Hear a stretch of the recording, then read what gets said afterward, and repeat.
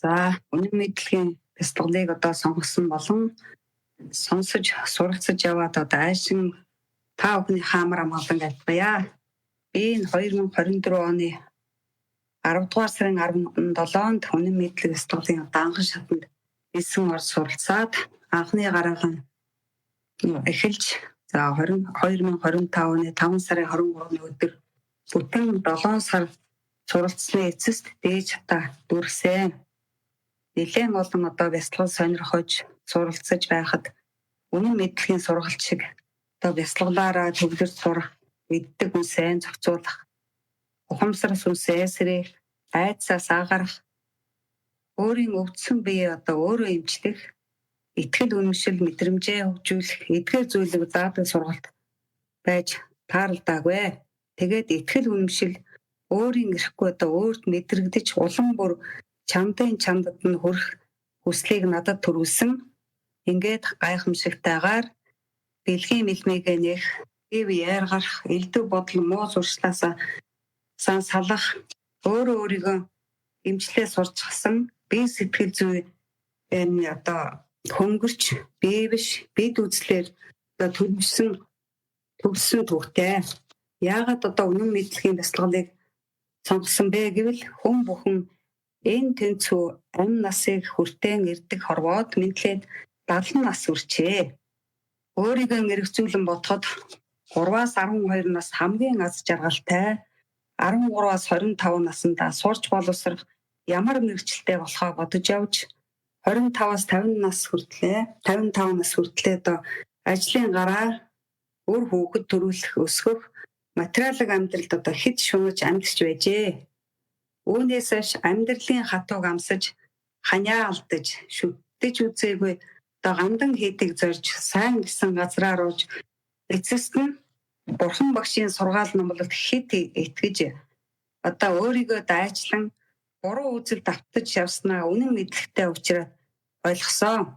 Юу вэ гэвэл Япон Монголын хамтарсан буддизмд элсэн орж бурхан багшийн сургаал номлол одоо заалгаж судар хамтран унших, айлд очиж одоо бурхан зааж өгөх, тусгай зориултын заслын ном унших, материалын амьдралд одоо шунсан хүмүүст мөн л судар уншиж өгөх зэрэг 17 жил уншлах хийсэн байна.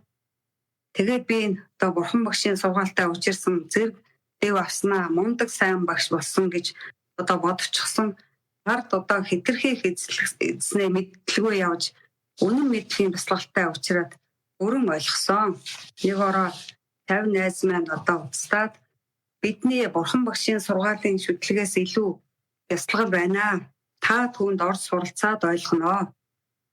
Та одоо бид хоёрыг бурхан багшийн шүтлэг буруу байсан байна. Би танд хэлэлгүй орж суралцаад бүхнийг ухаараа төгслөө гэж хэлэхэд миний ухамсар сүрс одоо тэр дорн намайг одоо хүлээн зөвшөөрүүлж маргааш нь би одоо үнэн мэдлэгийн номоо авч уншаад шууд суралцсан түүхтэй. За бид буруу зүйлд одоо тархиа угаалгасан хорлогдож байгаагаа одоо сайхан амьдч байна. Сайн яваа гэж одоо төөрч явсан ухаарч ойлгосон. Бурхан багшийн сургаалтай учраас би юу сурсан бэ? Миний одоо оюун ухаан яаж дэлсэн бэ гэж одоо өөрөөсөө асуухад нэг л хэвэн өссөн зүйл байхгүй. Мөн л одоо нэгэн хэвэн давтамжтай түүнийг л дахин сайхан амьдралгээд бодчихсон төөрч явдаг материалын сонирхолтой бодлыг тээж явсан одоо буруу үзлээ л ойлгосон. За шашин гэдэг бусдын сэтгэл зүй дээр тоглолт хийж оршин тогтоох үтгэс байдаг. Сайн дурын тойрон хүрээлэгч одоо ухамсарыг унгаах хар домд хар биетүүдэд эзэлснээ ухамсартаа тоглолт хийлгэж байснаа одоо ухаарна. Одоо бүх зүйл ойлгомжтой болж одоо үнэн зөв төлөвчлөөр ганцаараа биш олуулаа зэрэгцэн нэгдэж том үеийн төлөө яваагаа одоо хатуу самнаас суралцахад нас хамаагүй залуучууд та нартайгаа одоо зэрэгцэн суралцаж явнаа. Та бүхэн одоо үнэн мэдлэгийн бяцлал сонгосон бол өвөг дээдсээсээ өгөгдөл ихтэй мундаг суралцагч нар байна. Яагаад гэвэл та нарын өвөг дээдс чинь ямар ч тохиолдолд өөрийгөө эмчилж ихдэг элдв муу зуршилгүй танаа сэтгэл нь ариуссан байх нь гарцаагүй гэж үзэн үнэн мэдлэгийн бяцлаглыг ухамсар сүнсний чинь ойлгуулж одоо энэ сонголтыг хийлгэжээ гэж бодож байна. Дээрхийн хэлсэн олон бяцлаганд суралцж байхад адилхан юм заагаад байгаа юм шиг мөртлөө одоо хүний физикгүй ухамсар сүнсний хүний гүнд очиж үйлчилдгийг та нар надаас илүү одоо сурсан байхаа.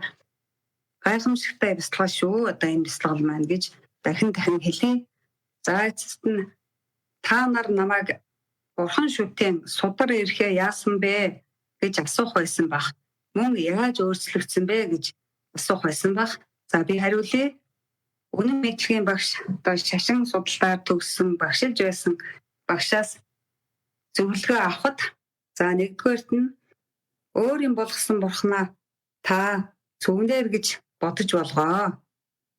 Хоёрдугаарт нь судраа зохиолын ном болгоо гэж. За гуравдугаарт нь эрхийг гоёлын зүйлс болгох гэж зөвлөснөө дагуу багшийн заавраар би бүгдийг болгосон. Ингээд үүнээс 9 орсноос хойш нэг ч удаа тийм судар номтой ойртоогүй энэ гурвыг мөдлөг болгоод явж байна. За та нарт ч гэсэн одоо өвөг дээдсээс уламжлагдсан ирсэн Бурхан шүтэн судар ирэх байгаа бол түүнийг миний адил одоо болгож авч явах нь зүйтэй юм шиг байна шүү. За эцэст нь аз жаргалыг холоос биш их ойрхоноос чи өөрөөсөө л олно. За би нэг шүлгийг уншиж чойнымын сайн бод гэдэг шүлгийн хэсгээс 4 хүмүүртийг та бүхэнд уншчихъя. Өнгөрсөн бүх дурсамжаа уучлж хайрлаж бод, өнөөдөр байгаа бүхнээ үнэлж хамгаалж бод, үл үг үйлдэл хоёроо хянаж тунгааж их бод, үнэн бодол хоёрыг ялгаж салгаж сайн бод. Та нартайгаа хамтдаа нэгэн замаар урагшилцгаая, нэгдэцгээе. Сайн бод шүлгийн 4 мөрийг яагаад уншсан бэ гэвэл за үнэн мэдлэг ном гэрлийн кодтой түүнийг бод, дамжуулалт ном тоон кодтой түүнийг бод, нууц мэдлэг ном ухамсар тэлэлтийн кодтой түүнийг бод гэж уншиж өгсөн юм шүү.